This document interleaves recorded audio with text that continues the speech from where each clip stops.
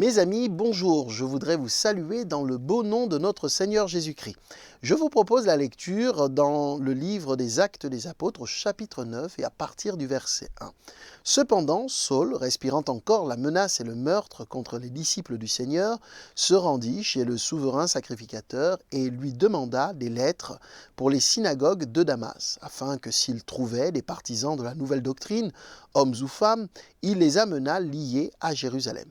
Comme il était en chemin et qu'il approchait de Damas, tout à coup, une lumière venant du ciel resplendit autour de lui. Il tomba par terre et il entendit une voix qui lui disait « Saul, Saul, pourquoi me persécutes-tu » Il répondit « Qui es-tu, Seigneur » Et le Seigneur dit « Je suis Jésus que tu persécutes. Il te serait dur de regimber contre les aiguillons. » Tremblant et saisi d'effroi, il dit « Seigneur, que veux-tu que je fasse » Et le Seigneur lui dit « Lève-toi, entre dans la ville, on te dira ce que tu dois faire. » Amen. Mes amis, j'aimerais vous encourager à travers ce texte à réfléchir au sujet de la question de la foi et notamment du salut en Jésus-Christ. Si je devais donner un thème à ce que nous partageons maintenant, je vous dirais « Tomber de son piédestal ». En réalité, dans ce texte, nous voyons un homme appelé Saul, et plus tard dans la Bible, il sera appelé Paul. Saul de Tarse est sur son cheval, et le voilà tombé de son cheval parce qu'une lumière a resplendi. Et c'est particulièrement par rapport à cet événement dans sa vie sur lequel je m'appuie, c'est particulièrement par rapport à cela que le thème que je vous propose, c'est tomber de son piédestal. En l'occurrence ici, il tombe de son cheval.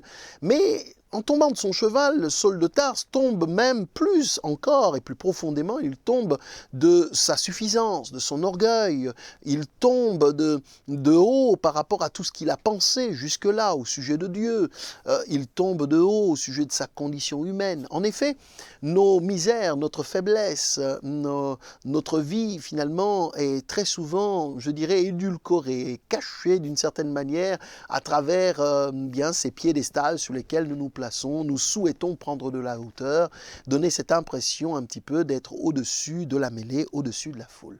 Concernant Saul de Tarse, la réalité du péché, telle que la Bible l'enseigne, nous montre qu'il est lié et tenu par des choses quand même particulièrement difficiles. C'est un homme qui respire, il nous est dit, la menace et le meurtre contre les disciples du Seigneur. C'est vous dire non seulement la haine, la colère qui anime cet homme, mais en même temps, cela fait son quotidien. La Bible emploie cette expression, il respire encore.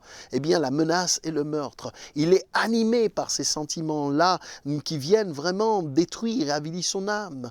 Et il va plus encore, il s'enfonce dans le péché, il cherche à avoir des lettres pour atteindre et mettre à mort toutes les personnes qu'il souhaite. En effet, quand le désastre est là, quand la déchéance est là, elle nous entraîne tous les jours un peu plus dans la confusion et dans la misère. Mais Dieu nous aime, et il veut se révéler à nous alors qu'il est entraîné, lancé dans ses plans machiavéliques, ses plans pernicieux, lancé dans cela, eh bien il est arrêté net sur le chemin. Dieu veut vous rencontrer là où vous vous trouvez. Et quand bien même ce chemin était un chemin qui respirait la menace et le meurtre, quand bien même les intentions n'étaient pas bonnes, cela n'a pas empêché Jésus de venir à sa rencontre. J'aimerais vous dire que quelle que soit votre condition, votre situation actuelle, la parole de Dieu peut venir vous toucher là où vous vous trouvez. Et le but du Seigneur, c'est de vous relever.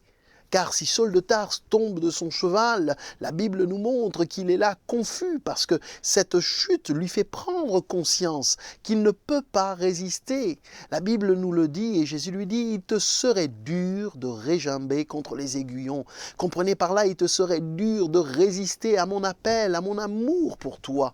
Non pas qu'il y ait ici un rapport de force, mais il y a là un amour de Dieu immense qui vient rencontrer un homme dans la misère de son péché et lui dire « Tu as besoin d'être sauvé. » Alors, Saul de Tarse ne résiste pas à cette vision divine. Il pose cette question, qui es-tu et que dois-je faire? Alors Jésus lui indique ce qu'il faut faire. Il lui dit, entre dans la ville et on te dira ce que tu dois faire. la lecture, vous pourrez la poursuivre, mais vous noterez qu'il lui dit « Lève-toi, ne reste pas par terre ». Le péché nous met au sol, mais la puissance de Dieu consiste aussi à nous relever pour nous permettre de revivre dignement et d'être touchés par l'amour de Dieu. Alors, c'est cela l'Évangile. L'Évangile vient nous rencontrer là où nous nous trouvons dans notre misère, mais l'Évangile nous propose une solution, un salut qui se trouve dans la personne et dans l'œuvre de Jésus-Christ. Alors mes amis, allez-vous résister? Vous aussi, allez-vous abandonner votre vie entre les mains du Seigneur? Allez-vous accepter de tomber de votre piédestal, signe d'humilité pour dire oui, je reconnais que je suis pécheur et j'ai besoin de la grâce de Dieu? Je voudrais prier pour vous afin que l'amour de Dieu vous soit pleinement révélé en Jésus-Christ. Mon Dieu, mon Père, merci de te révéler maintenant auprès de ceux et celles qui entendent ce message et qu'ils puissent être touchés non seulement par ta grâce, non seulement par ton amour, mais qu'ils soient aussi relevés de leur triste condition en marchant avec toi et en découvrant l'amour de Dieu en Jésus-Christ. Amen. Soyez bénis, mes amis.